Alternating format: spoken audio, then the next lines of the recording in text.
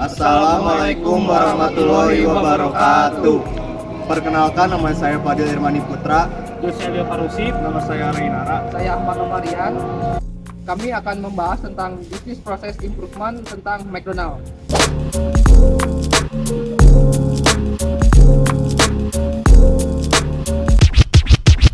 Pertama, apa sih BPI itu? Nah, jadi BPI itu apa sih? BPI itu kayak rencana keren buat bikin bisnis kita berjalan lebih mulus. Nah, karyawan juga bisa bikin makin jago supaya kerjanya lebih top.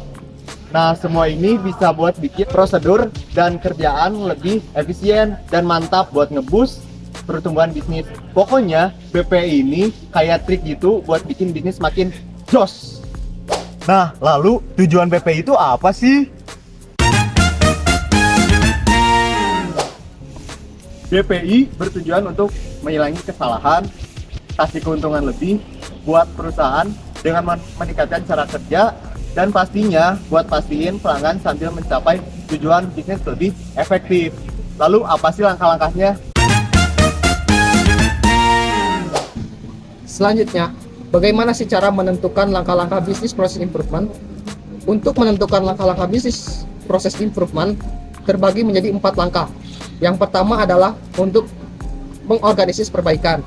Mengorganisir perbaikan itu terbagi menjadi beberapa poin. Poin yang pertama yaitu adalah mendefinisikan proses bisnis yang kritis. Lalu poin selanjutnya yaitu adalah mendefinisikan batas-batas awal perbaikan. Dan yang terakhir adalah mengembangkan perbaikan awal.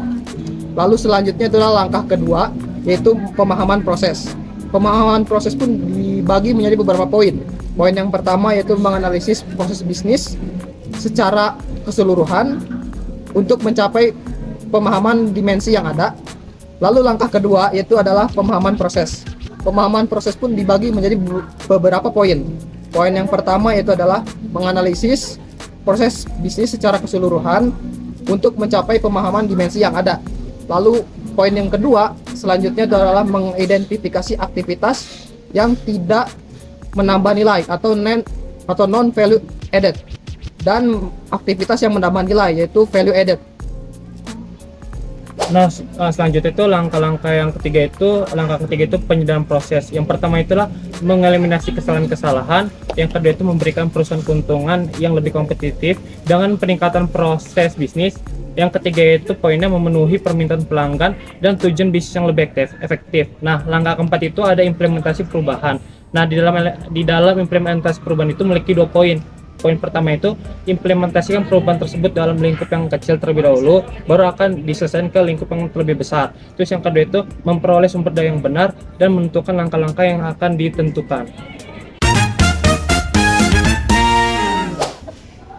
Nah, contoh perusahaan yang kita ambil yaitu studi kasus dari McDonald. Kita tahu bahwa banyak pembeli dari McDonald adalah dari semua kalangan. Nah, dan ada beberapa customer yang tidak bisa makan di tempat karena tuntutan waktu. Salah satunya adalah pekerja.